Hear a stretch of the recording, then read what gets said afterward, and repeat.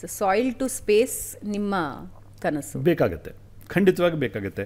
ಇವತ್ತು ಬೇರೆ ಬೇರೆ ಕಾಸ್ಮೆಟಿಕ್ಸ್ಗಳನ್ನು ಹೇಗೆ ಫೈಟೋಕೆಮಿಕಲ್ಸ್ ಸ್ಕಿನ್ ಒಳಗಡೆ ಪೆನಿಟ್ರೇಟ್ ಆಗುತ್ತೆ, ನಾನ್ ಟಾಕ್ಸಿಕ್ ಫೈಟೋಕೆಮಿಕಲ್ಸ್. ಇವತ್ತು ನೀವು ಸನ್ಸ್ಕ್ರೀನನ್ನು ಬಳಸ್ತೀರಿ, ಎಲ್ಲ ಕಡೆಗಳಲ್ಲಿ ಅದು ಓಪನ್ ಸೀಕ್ರೆಟ್. ಅದರಲ್ಲಿ ಬಳಸ್ತಕ್ಕಂಥ ಏನು ಕೆಮಿಕಲ್ಸ್ ಇದ್ದಾವೆ, ಹೇಗೆ ಬ್ಲಡ್ ಸ್ಟ್ರೀಮಿಗೆ ಹೋಗುತ್ತೆ, ಹೇಗೆ ಬೇರೆ ಬೇರೆ ಕ್ಯಾನ್ಸರ್ಗಳಿಗೆ ಕಾರಣ ಆಗುತ್ತೆ, ಏನೆಲ್ಲ ಅವಾಂತರಗಳನ್ನು ಸೃಷ್ಟಿ ಮಾಡುತ್ತೆ, ಇದು ಎಲ್ಲರಿಗೂ ಕೂಡ ಗೊತ್ತಿದೆ. ಯಥೇಚ್ಛವಾಗಿ ಬಳಸ್ತಾ ಇದ್ದಾರೆ.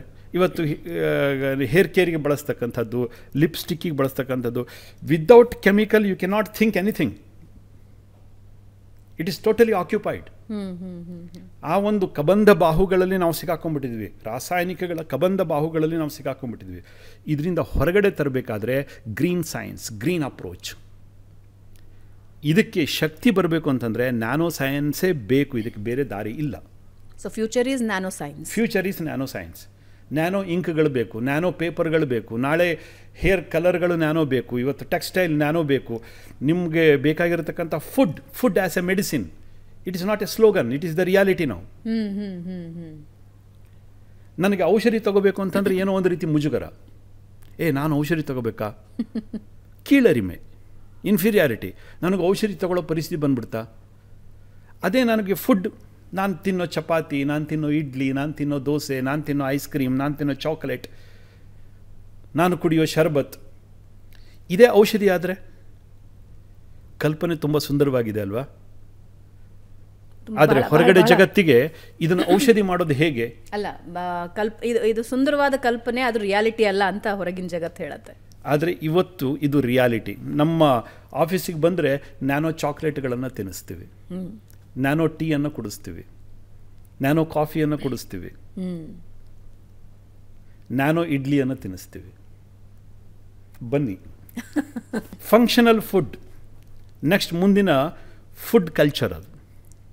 ಅಂದರೆ ಇದನ್ನು ಜನರಿಗೆ ಕನ್ವೆ ಮಾಡೋದು ಹೇಗೆ? ಯಾಕೆಂದರೆ ಹೊಸತನನ ಯಾವಾಗಲೂ ಜನ ಆಕ್ಸೆಪ್ಟ್ ಮಾಡೋದು ಬಹಳ ಕಮ್ಮಿ, ಕಷ್ಟ.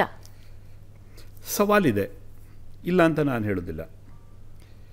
ಜನರಿಗೆ ಯಾವತ್ತೂ ಕೂಡ ಒಳ್ಳೆಯದನ್ನು ಬೇಗ ಸುಲಭದಲ್ಲಿ ಅವರು ಸ್ವೀಕಾರ ಮಾಡೋದಿಲ್ಲ. ಒಳ್ಳೆಯದು ಅಥವಾ ಹೊಸತು. ಹೌದು. ಅದಕ್ಕೆ ಒಂದು ಸಣ್ಣ ಕಥೆಯನ್ನು ಹೇಳ್ತಾರೆ, ನಮ್ಮಲ್ಲಿ ಹಿರಿಯರು ಹೇಳ್ತಾರೆ. ಸುಳ್ಳು ಮತ್ತು ಸತ್ಯ ಇವಿಬ್ಬರು ವಾಕಿಂಗ್ ಹೊರಟಿದ್ವಂತೆ. ಮಧ್ಯದಲ್ಲೊಂದು ಕೆರೆ ಬಂತಂತೆ.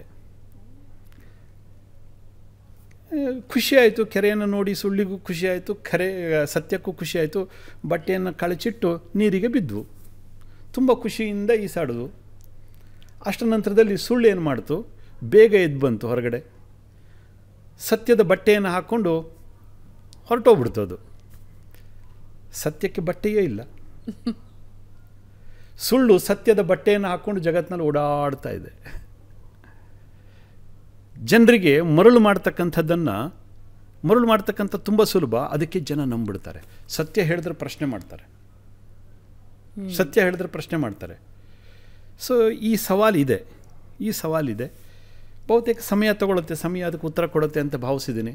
But future is nano technology ಅಂತ ಹೇಳ್ತೀರಿ. ಇದನ್ನು ಯಾರೂ ಕೂಡ ಅಲ್ಲುಗಳಿಲಿಕ್ಕೆ ಸಾಧ್ಯವೇ ಇಲ್ಲ. ಇದು ಸತ್ಯ. ಓಕೆ.